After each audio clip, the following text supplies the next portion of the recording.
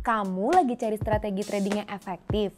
Nah, kamu harus tahu nih, strategi pola week off, pola yang bisa bantu kamu identifikasi potensi pergerakan harga.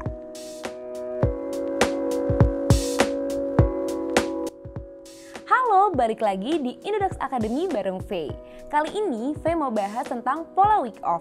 Pola ini dikembangkan oleh Richard Wyckoff di awal abad 20-an. Wyckoff pattern merupakan teori yang menjelaskan mengenai elemen kunci yang ada dalam perkembangan tren harga. Pola ini ditandai dengan periode akumulasi dan distribusi. Terdapat 4 fase dalam pola Wyckoff, yaitu fase akumulasi, markup, distribusi, dan markdown. Pola Wyckoff ini didasarkan oleh konsep gerakan harga yang dipengaruhi karena kekuatan permintaan dan penawaran.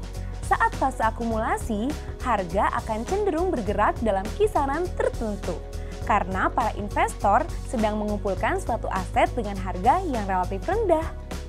Setelah akumulasi, fase markup mulai terjadi dengan harga yang akan naik secara tajam.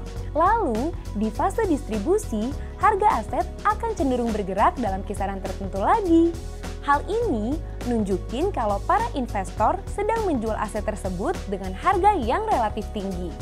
Setelah distribusi, selanjutnya akan masuk ke dalam fase markdown atau penurunan, di mana harga akan turun secara tajam. Pola Wyckoff bisa ngebantu trader dan investor untuk identifikasi potensi pergerakan harga, terutama untuk jangka pendek. Ketika digunakan, pola ini sering dipakai dan dikombinasikan dengan indikator teknis lainnya untuk pastiin sinyal beli atau jual yang lebih kuat. Wyckoff mendefinisikan aturan untuk digunakan dalam hubungannya dengan fase akumulasi, markup, distribusi, dan markdown. Nah, 2 aturan dalam pola Wyckoff ini bisa bantu kamu untuk identifikasi lokasi dan signifikansi harga dalam spektrum yang luas dari pasar uptrend, downtrend, dan sideways. Aturan pertama, pasar dan sekuritas individu gak pernah berperilaku dengan cara yang sama secara 2 kali. Tren terungkap melalui beragam pola harga serupa yang nunjukin variasi ukuran, detail, ekstensi yang gak terbatas. Setiap inkarnasi berubah cukup mengejutkan dari pola sebelumnya, sehingga pelaku pasar cenderung dibuat menjadi bingung.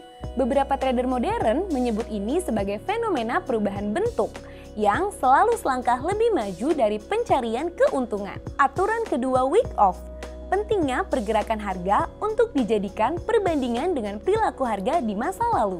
Cara terbaik untuk mengevaluasi tindakan harga di hari ini adalah dengan membandingkannya dengan perilaku yang telah terjadi kemarin, minggu lalu, bulan lalu, atau bahkan tahun lalu.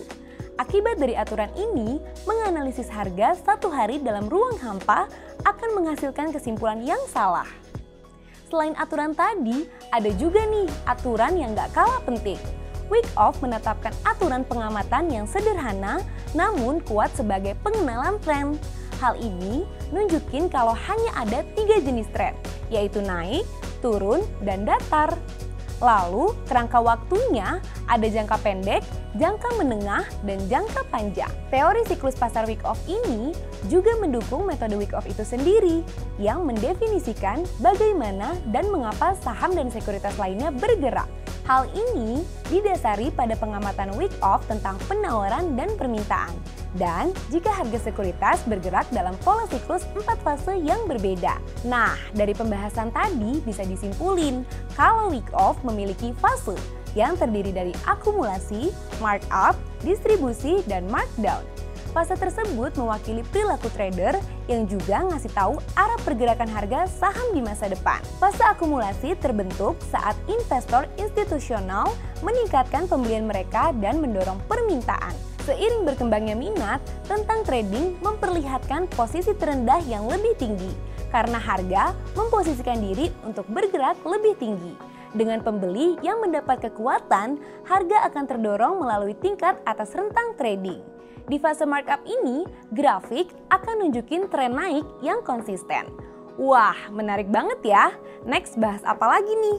Tulis di kolom komen ya. See you on the next video. Bye!